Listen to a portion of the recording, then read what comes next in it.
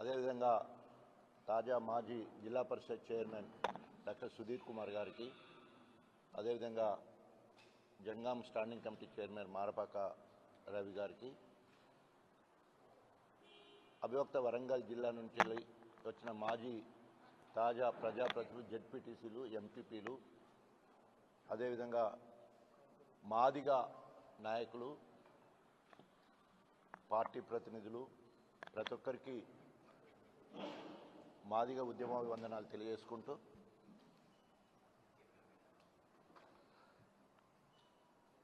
రెండు 2015లో బీజేపీ అధికారంలోకి వస్తే 100 రోజుల్లో ఎస్సీలను ఏబీసీలుగా వర్గీకరిస్తా అని చెప్పేసి 10 సంవత్సరాలు పూర్తయ్యే సమయంలో మళ్ళీ అధికారంలోకి రావాలనే ఉద్దేశంతో ఆనాడు కృష్ణమాదిగా ఏర్పాటు చేసిన సమావేశానికి వచ్చి వారు హామీ ఇచ్చి ఆ రకంగా చివరిలో వారు ఏబీసీలకి అనుకూలంగా మాట్లాడడం జరిగింది. కానీ భారతదేశంలో ఉన్న 47 రాజకీయ పార్టీలు, అనేక కుల సంఘాలు, ఉద్యమ పార్టీలు అందరూ కూడా మరి ఎస్సీలను ఏబీసీలుగా వర్గీకరించాలి, ఎస్సీ సబ్ కేటగరైజేషన్ను అందరూ కూడా మద్దతు తెలియజేయడం జరిగింది. చివరికి ఆగస్ట్ 1వ తారీఖు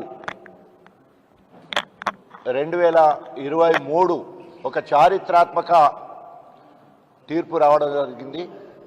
రాజ్యాంగ ధర్మాసనము 7 జడ్జెస్తో కూడిన కమిటీ చంద్రచూడ్ నాయకత్వంలో మరి ఒక చారిత్రాత్మక తీర్పు రావడం జరిగింది. ఎస్సీ సబ్ కేటగరైజేషన్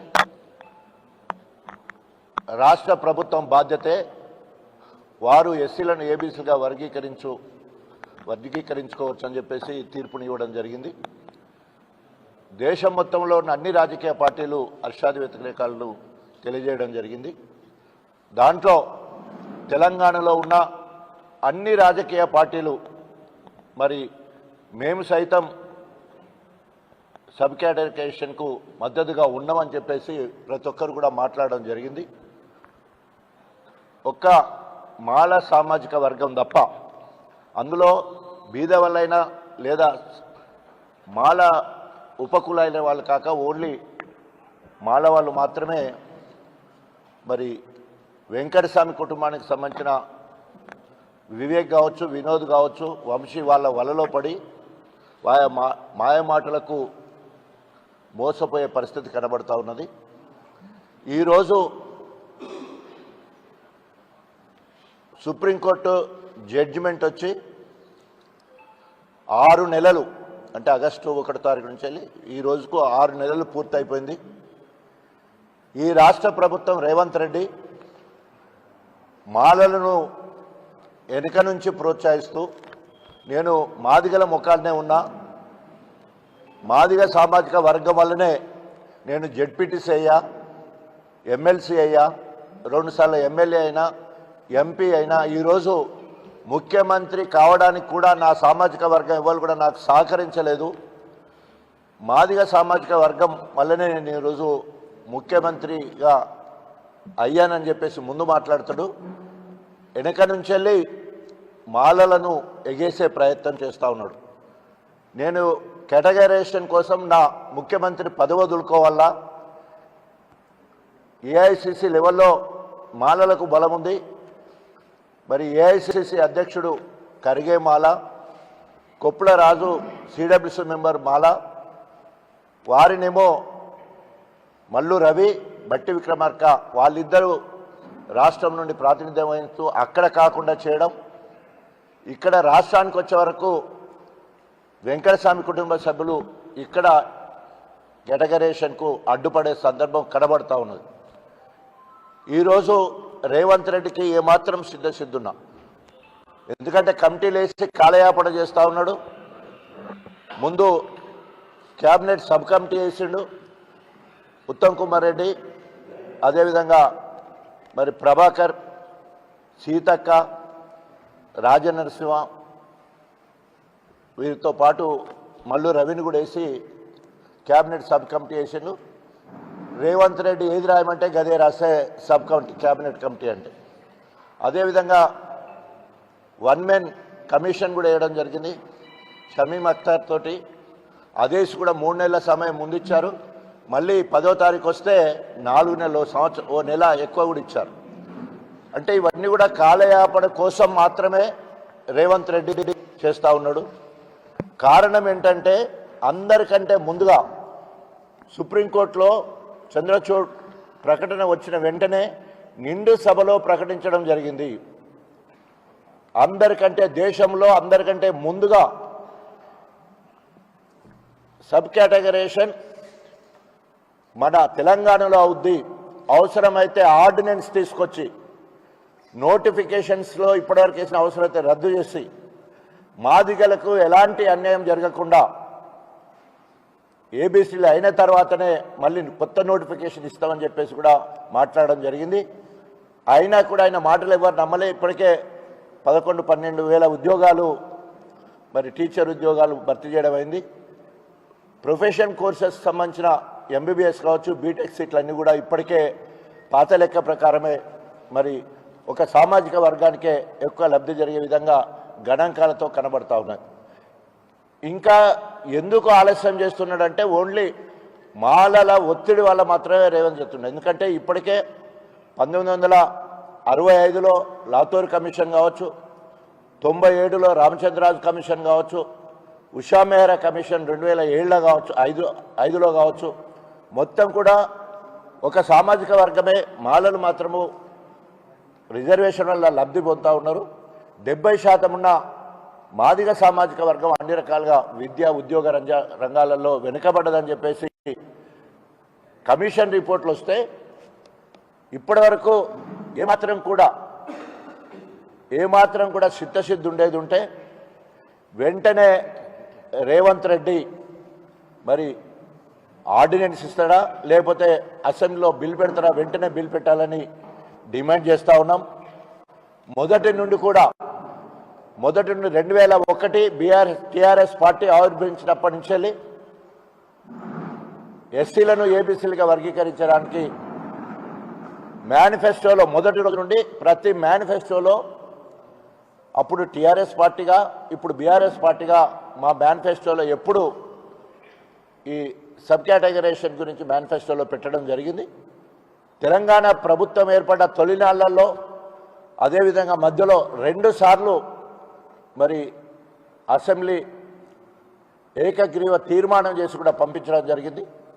అప్పుడున్న ముఖ్యమంత్రి కేసీఆర్ గారు స్వయంగా మోడీని కలవడం జరిగింది.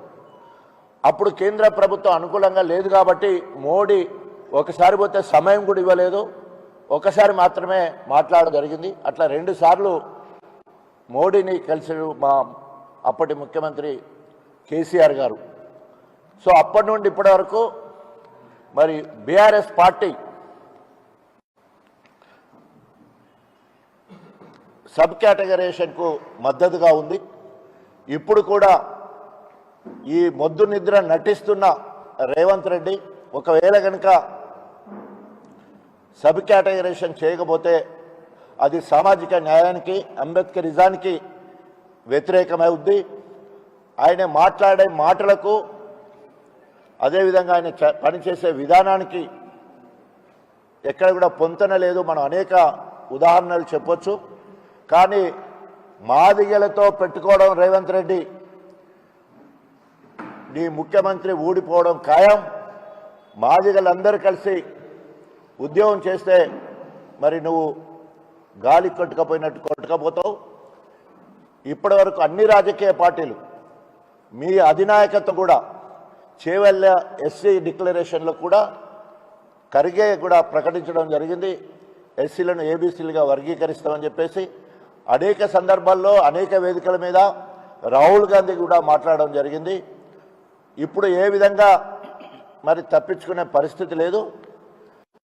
రేవంత్ రెడ్డి గారు ఒక్కవేళ కనుక ఇంకా తాత్పర్యం చేస్తే మరి రాబోయే రోజుల్లో బీఆర్ఎస్ పార్టీ నాయకత్వం ఇచ్చే పిలుపుకు మరి ప్రత్యక్షంగా ఈ కాంగ్రెస్ పార్టీ ప్రభుత్వం ఏబీసీలు వర్గీకరించే వరకు ప్రత్యక్ష పోరాటం చేస్తామని చెప్పేసి హెచ్చరిస్తూ, ఇంకా ఆలస్యం చేస్తే మాదిగలు ఊరుకోరని చెప్పేసి మరొకసారి డిమాండ్ చేస్తూ ఎస్సీలను వెంటనే ఏబీసీగా వర్గీకరిస్తూ బిల్ పెట్టాలి లేదా ఆర్డినెన్స్ తీసుకురావాలి.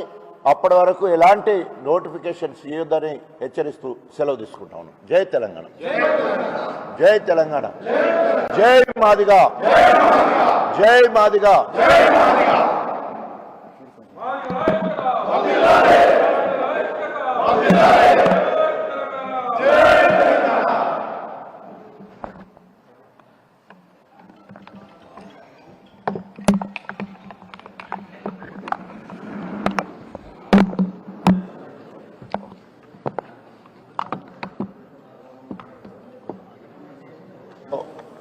మరి ఒక చారిత్రాత్మక తీర్పు రావడం జరిగింది. ఎస్ ఇట్లా తీసుకుని అంతా ప్రేమలో రాలేదు, వాళ్ళంతా ప్రేమలో రాదు. ఈ 3-4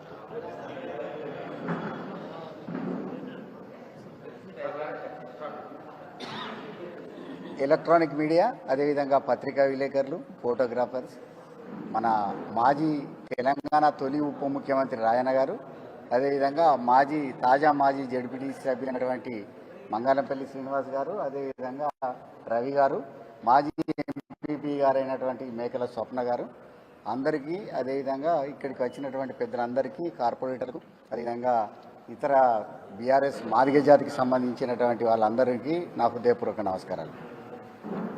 ఇవాళ చిత్తశుద్ధితో పనిచేసేది మాత్రం బీఆర్ఎస్ పార్టీ. ఈ మాదిగ రిజర్వేషన్లను, మాదిగ రిజర్వేషన్లు చేసిన పోరాటానికి కావచ్చు, లేకపోతే ఏబిసిడీల వర్గీకరణ కాడి చిత్తశుద్ధితోటి చేసింది మాత్రం బీఆర్ఎస్ పార్టీనే. ఎందుకంటే 2 సార్లు ఏకగ్రీవ తీర్మానం చేసింది బీఆర్ఎస్ పార్టీనే. అంటే చంద్రశేఖరరావు గారి నాయకత్వంలో ఉన్నటువంటి అధికారంలో ఉన్నప్పుడు తీర్మానం చేసినాం. అదేవిధంగా సుప్రీంకోర్టులో కూడా ఇంప్లీడ్ అయినాం. అదేవిధంగా ప్రధానమంత్రిని కలిసి విన్నవించింది కూడా బీఆర్ఎస్ పార్టీ. ఏబిసిడీల వర్గీకరణ లోపల ఎంత న్యాయం ఉన్నదో తెలంగాణ రాష్ట్ర సాధన లోపల కూడా అంతే న్యాయం ఉన్నదని తెలియజేసింది ముఖ్యంగా బీఆర్ఎస్ పార్టీనే.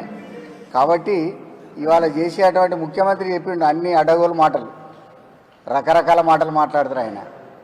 ఆనాడు అసెంబ్లీలో డైరెక్ట్ వచ్చేసి నేను ఏబిసిడీలను వర్గీకరణ చేయడానికి సిద్ధమే, అవసరమైతే నేను ఆర్డినెన్స్ తీసుకువస్తానన్నాడు.